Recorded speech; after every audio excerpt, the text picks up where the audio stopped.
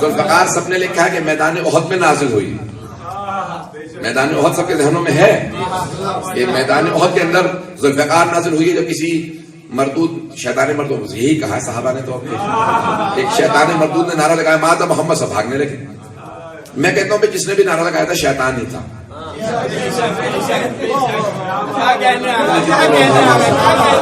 میں تو کچھ کہنے رہا. صحابہ نے کہا کہ شیطان مردود نے نعرہ لگایا تھا. میں کہتا ہوں جس نے بھی نعرہ لگایا تھا شیطان ہی تھا. نعرہ لگایا ایک آدمی نے کہ مات محمد، محمد مارے گئے. سب کے سب ایک دوسرے نعرہ لگایا فرو، بھاگو. پھر یعنی فرار کرنا ہے، بھاگنا. سب کے سب بھاگنے لگے. جناب امیر نے ایک مرتبہ فوراً احد کے میدان پہ چڑھے، جناب سرور کائنات کو ہاتھوں میں بلند کیا اور آواز دے کے کہا ہاذا محمد رسول اللہ، ہاذا محمد رسول اللہ، ہاذا محمد رسول. اب سمجھ میں آ رہا ہے یہ ہاذا، یہ رہے اللہ کے رسول محمد مصطفیٰ، یہ رہے اللہ کے رسول محمد مصطفیٰ. اب سمجھ میں آیا غدیر میں پیغمبر نے ہاتھوں میں کیوں جا کے کہا.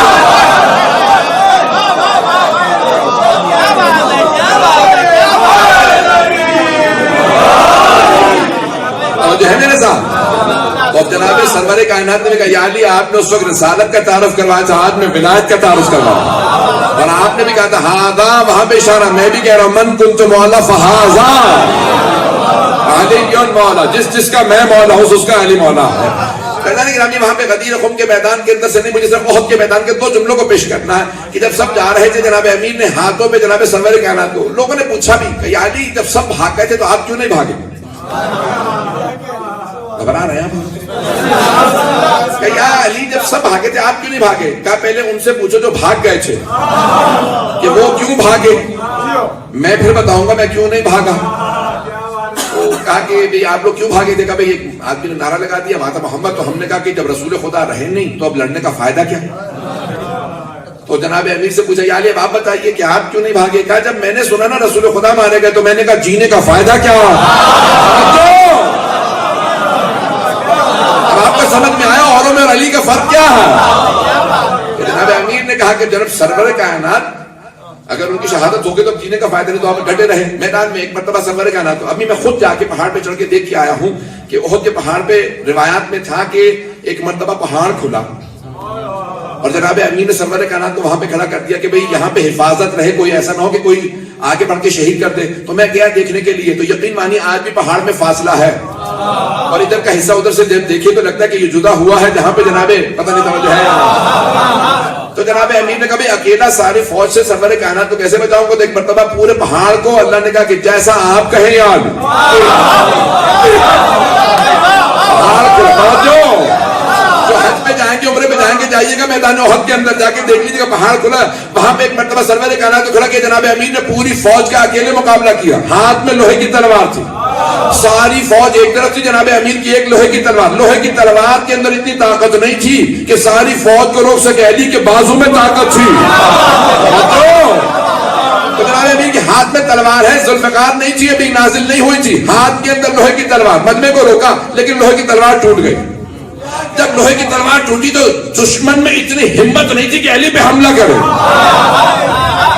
تلوار ٹوٹ چکی ہے، دشمن میں ہمت نہیں کہ حملہ کرے کیونکہ سامنے علی ہے.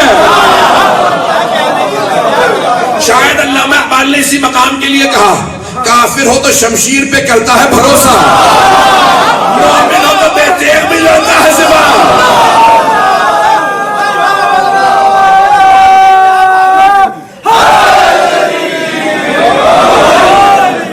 میرے ساتھ جناب امیر نے ایک مرتبہ مقابلہ کیا، تلوار ٹوٹ چکی لیکن مجمع رک جاتا، پوری کی پوری فوج رک جاتی. جناب امیر نے ایک مرتبہ سر اٹھا کے سرور کائنات کو دیکھا، کہا یا رسول اللہ میری تلوار ٹوٹ گئی. اور جناب حبیب خدا نے ایک کھجور کے درخت کی ٹہنی کو توڑ کے جناب امیر کی طرف پھینکا، کہا یا علی اس سے مقابلہ کیجئے. کوئی اور ہوتا تو کہتا یا رسول اللہ ان کی لوہے کی تلواریں.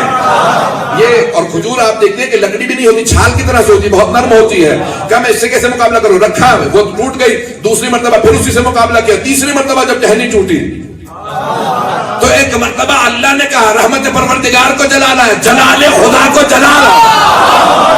وہاں سے کہا جبرائیل جنت سے ذوالفقار لے اور جا کے علی کے ہاتھ میں دے دے. وہاں سے جناب جبرائیل چلے اور قصیدہ پڑھتے جا رہے تھے لا فتح الا علی.